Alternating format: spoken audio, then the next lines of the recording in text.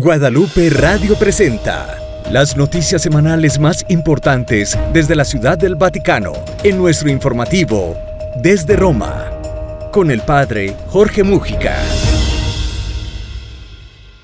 Una cordial bienvenida a esta nueva emisión del noticiero semanal que recoge el resumen de las noticias más relevantes que se han producido acá en Roma, la Ciudad del Vaticano, en torno al Papa, los dicasterios y a la misma Santa Sede.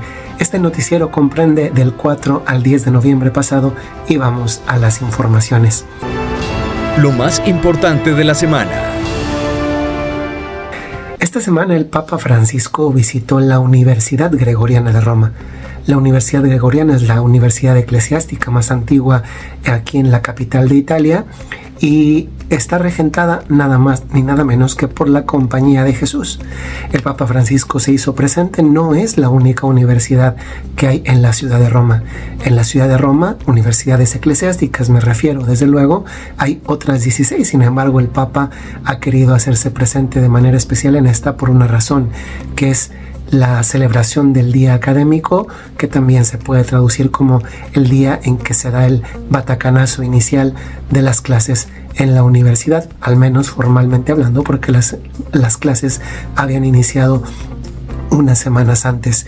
El Papa Francisco precisamente a esta misma universidad pidió hace ya algunos meses el aprovechamiento de recursos humanos y también económicos, y por esa razón hace no muchos meses la misma universidad anunció una reestructuración.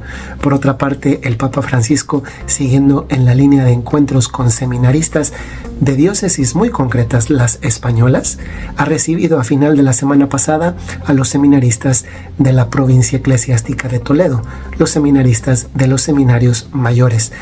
Fueron a Roma, se encontraron con el Papa les habló, entre otros temas, de las tres cercanías: la cercanía con Dios, la cercanía con el obispo y la cercanía con el pueblo de Dios. Se trata de uno más de los encuentros que el Papa mantiene con los seminaristas mayores de diócesis españolas. En el pasado ha recibido a los seminaristas de la Arquidiócesis de Madrid, de Barcelona, de Sevilla y ahora a los de Toledo. Es un fenómeno muy particular debido a que no hay otro país que los seminaristas estén yendo frecuentemente a Roma por grupos para encontrarse con el Papa Francisco. Por otra parte, también a final de la semana, concretamente el fin de semana, el sábado, el Papa Francisco anunció un nuevo predicador, su nuevo predicador.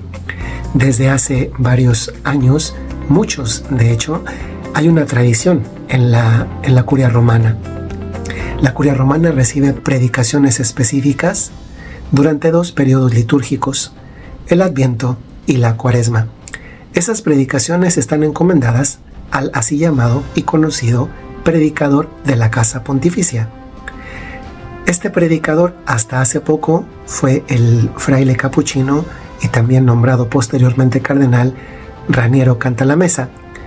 Lo había sido con el Papa Juan Pablo II durante Benedicto XVI y ahora también durante el pontificado de Francisco, pero debido a su edad especialmente, el padre Cantalamessa, el cardenal Cantalamessa, se retira de este ministerio y se lo pasa a otro franciscano, en este caso un franciscano del norte de Italia de apellido Pasolini, que ya es noticia en algunos medios de comunicación católicos italianos por la postura que éste mantiene en torno a la moralidad, en este caso permisiva, de la homosexualidad. Sin embargo, esta noticia también es relevante porque hay una tradición que el Papa Francisco también está conservando.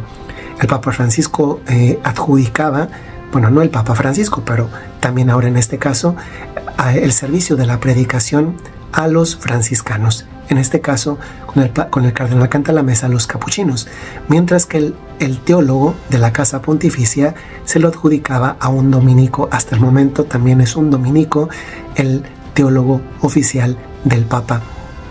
Vamos a pasar también a otras informaciones, porque esta semana ha habido noticias venidas de otras partes del mundo, no solamente desde Roma, que han sido relevantes. Pasamos a ellas. Ha sido innegable que todos hemos terminado escuchando o hablando sobre la victoria del presidente Trump en los Estados Unidos. Una victoria especialmente significativa porque conquistó, esto es un hecho, no es una valoración de ningún tipo, los 7 estados claves con un voto masivo, mayoritario a su favor. Pues también la Santa Sede ha dado un pronunciamiento. Lo ha hecho concretamente el número 2 de la Santa Sede, el cardenal secretario de Estado Pietro Parolin, al ser entrevistado al final de un congreso en un centro aquí en Roma. El cardenal Parolin destacó desde luego el hecho de la victoria, pero también invitó a que todos esos pronunciamientos previos que el presidente electo Trump había manifestado en torno, por ejemplo, a la paz, ojalá que fueran realidad. Por otra parte, dijo que en algunos temas estaba en sintonía con la Iglesia Católica, con la postura de la Santa Sede, como son los temas morales, el tema, por ejemplo, del aborto, pero también manifestó que en otros seguramente no iban a estar siempre en sintonía, como es el caso de la migración. Postura que ya se conoce que tiene el presidente electo Trump, y la postura un poquito más flexible, más humana, si se puede decir así, más cristiana, que promueve la Santa Sede con la postura pública del Papa Francisco en esta materia. Por otra parte, también en las elecciones fue notorio un hecho, y me refiero al que reflejaron el Washington Post y Associated Press. Ambos, después de que las personas votaban, realizaron encuestas postelectorales. En este caso se muestra, además de muchas otras categorías de voto, se muestra el voto concretamente católico. Es la primera vez que se vuelve tan determinante el voto católico, y que va mayoritariamente 57-58% según Associated Press o The Washington Post hacia, en este caso, al ganador de estas elecciones en particular.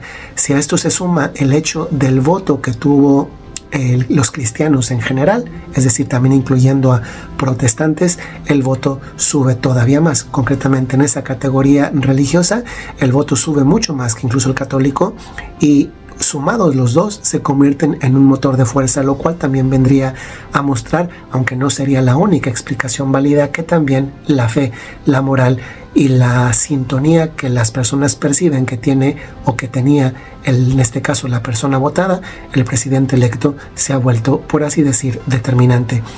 En 10 estados de los Estados Unidos también había un referéndum sobre la incorporación del aborto a las constituciones de algunos de los estados. En 3 de esos estados, uno de ellos muy importante por la cantidad de población que concentra Florida, esto no pasó. Sin embargo, en otro, también de una población significativa como es Nueva York, sí ha pasado, lo cual además deja el aborto, concretamente en Nueva York, casi como algo posible incluso hasta el 9º mes. También en Ciudad de México, el tema del aborto se ha convertido precisamente en un tema de discusión, y es que en el Congreso local de la Ciudad de México, la ciudad más poblada del país, la capital del país y también una de las más importantes de América y del mundo, 2 diputadas, una del Partido Revolucionario Institucional y otra del Partido Morena, llevaron al Pleno una iniciativa para que quedase despenalizado el aborto incluso hasta el 9º mes.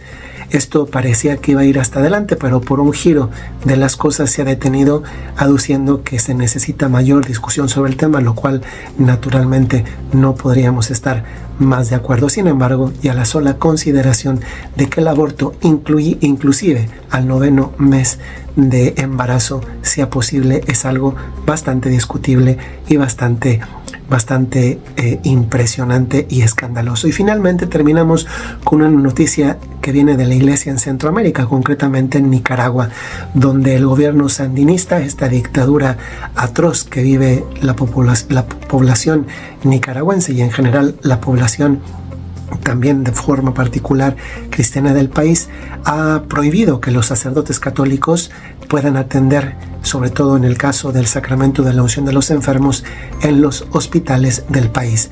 De esta manera no solamente hay una represión religiosa en la que se expulsa del país a sacerdotes religiosos y laicos católicos que no coinciden con la postura del gobierno sandinista, sino que ahora además también se les prohíbe el ejercicio del ministerio, un acto punitivo, discriminatorio, que va contra la libertad religiosa y la atención de las personas en los hospitales.